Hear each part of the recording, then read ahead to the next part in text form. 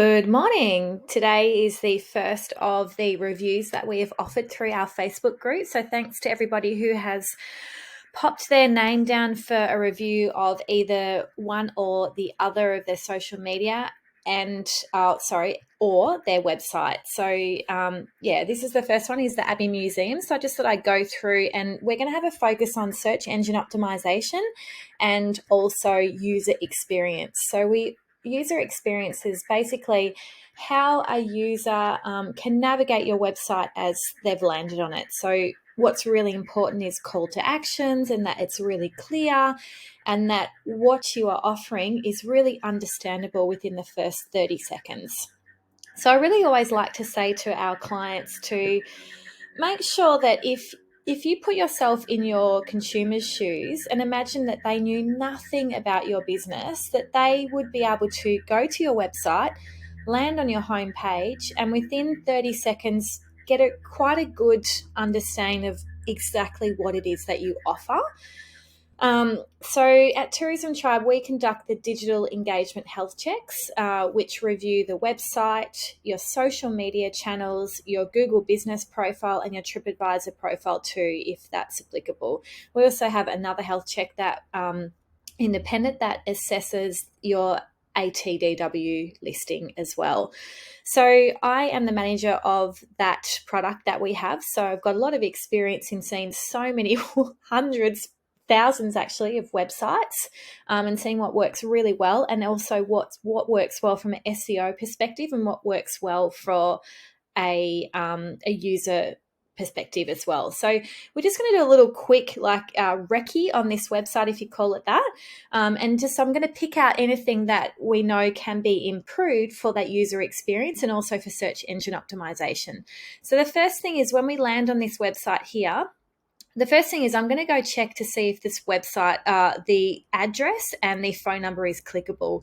We all know how irritating it can be when we have our mobile phone up and we've found exactly what we want and we can't click on that number. It's really, really tricky. So we want to make sure that this information is clickable. So I would definitely recommend to have that clickable, and also make your address clickable as well, which can be done really easily through the Google Maps app. And then there's that little share link that you can get a link, and in the back end of your website, create this as a link to that Google Map listing. So that's the first thing that I would do with this. When we navigate down, what's working really well at the moment is video. So if you do have any video that has been produced for the museum, then I definitely would make this hero image a video if possible. If not, then this is fine. We want to make sure, as I said, that what we are offering is understandable within the first 30 seconds. We've got our collections, visits and tours, education, and conservation projects. So straight away, there's 4 nice tiles there that go, okay, this is what the key offerings are. I can also see as well that you do events. What I noticed when I clicked on the events page is that when we head to that, we notice here that this is different than menu items. So I definitely would have a look at the menu that is on the events page, because you can see here it's really tricky to read. So it means it's going to be difficult for our user to navigate it. So I definitely would have a look at that.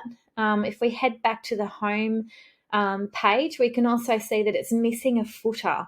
So a footer is a really common place where we might have our terms and conditions, really important links like contact us, as well as having them up the top. We might have a map. We definitely need our address down there. That works really well for search engine optimization. So definitely have your address down there. And then we also want what's a really good spot to put there is your subscribe form. So you've got your subscribe form here, but having your subscribe form in the footer means it will show up on every single page. So as a user is navigating your website and they're thinking, oh yeah, this looks really good, I'd really like to stay here or visit here or book a tour here, whatever it is that you're offering, the experience that you're offering, having that subscribe form on your website has that opportunity on every single page for your user to subscribe to your news and updates, which is really important if they're not yet ready to make a purchase from you or to choose to visit you. So I really like to think of that subscribe form as in the old days we would grab a leaflet or a pamphlet. So it's kind of like that. It's kind of like grabbing something and pop it in your back pocket, knowing that, okay, I want to hear from these people because I don't want to forget about them. So it's really important that we do have a subscribe form, and in the footer is a really nice place to have it. As well, we could have it on our contact page. Another thing that I noticed as well with this website is I went to go have a look if there was possibility, if you do have any, bookings or anything that's available to book online, which no, you don't. I would recommend to have a look at that to see if there's a possibility that you could have your bookings online if that's your business model. Not too sure how it works, but if it is, then definitely would recommend to have a look at that. I noticed that you have a shop, so you're able to purchase products. What happens is that when I click on that link, it obviously takes me to Shopify. I could see that from when I hovered over the link down the bottom left of the page there, I can see it goes to a Shopify page.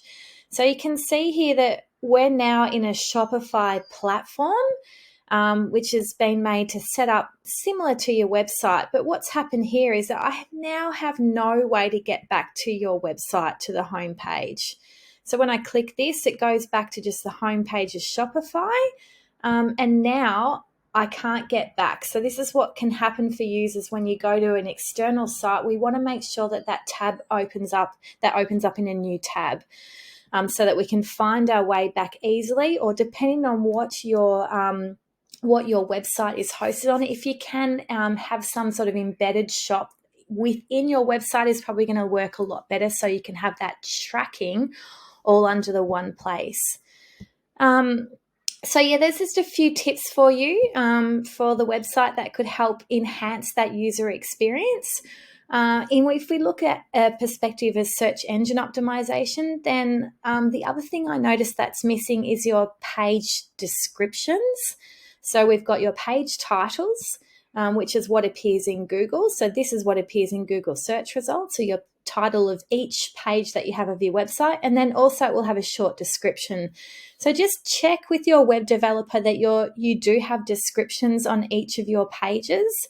This is a really important part of search engine optimization, as well as URLs. Like we quite often see URLs that might be this, and then it will have a page that says copy or copy of, or it's not a URL that is about what the product is or about what the business is.